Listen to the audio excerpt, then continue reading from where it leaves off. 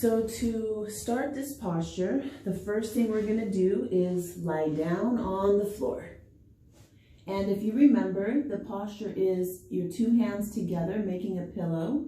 Your two big toes are touching and the heels fall out to the sides, which open up the hips. And you can kind of wiggle your hips around, get some movement in there, and then just rest. Then when you're ready to do the posture, you're going to locate your fingertips and make sure they're right below your shoulders. Elbows pressed into the body and shoulder blades pulled together. Your toes and your toenails are on the floor, on your mat. Your face is going to be forward.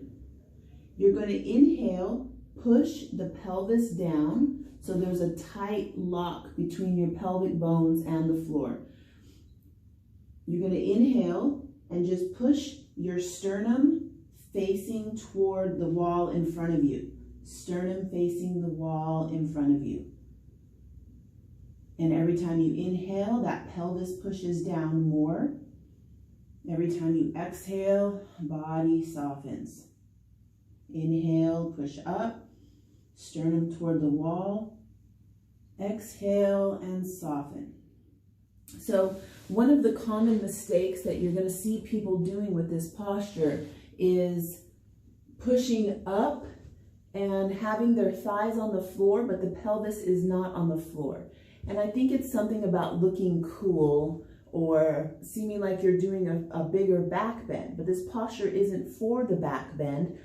It is to strengthen the lower back, and it's meant to push down on those reproductive organs. So I'm going to cover some of the common mistakes, and one of those is just what I mentioned, having your pelvis off the floor.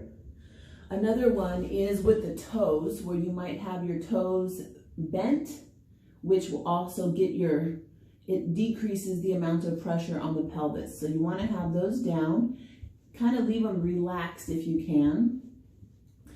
And then the other thing is having the elbows too far away from the body or the fingertips away. Okay, so you want to have these in line, fingertips in line with the shoulder. So either having them here or having the hands too far back.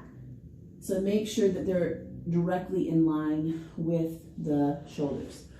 The other thing is, make sure your sternum is pointed forward. So when I do this posture, I'm going to inhale and I'm focusing on pulling my sternum or my chest bone that direction, straight toward the wall.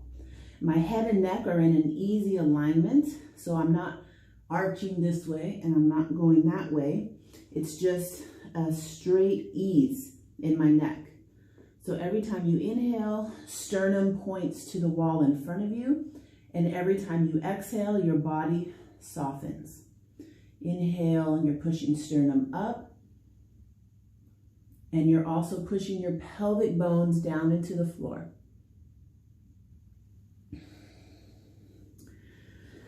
Okay, so that's the cobra. There are some variations of this cobra, and I know I haven't been showing variations for the other postures.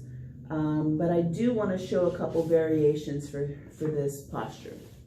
So one of the variations is having your hands behind your back, and I do find this useful.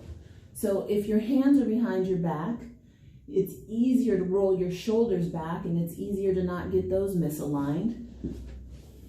So these are pulled back, faces forward. When you inhale, you're pushing your pelvis down into the floor, and you're pulling your arms away from your body, which helps you to lift up more organically, so that you don't have a sense of wanting to push yourself up. This is a common mistake in this posture, is getting too archy. You don't need to arch back. It's about pushing down into the pelvis. So that's one variation of this posture. I think I'll leave it at that. So if you have any questions, feel free to ask, and I look forward to connecting with you soon.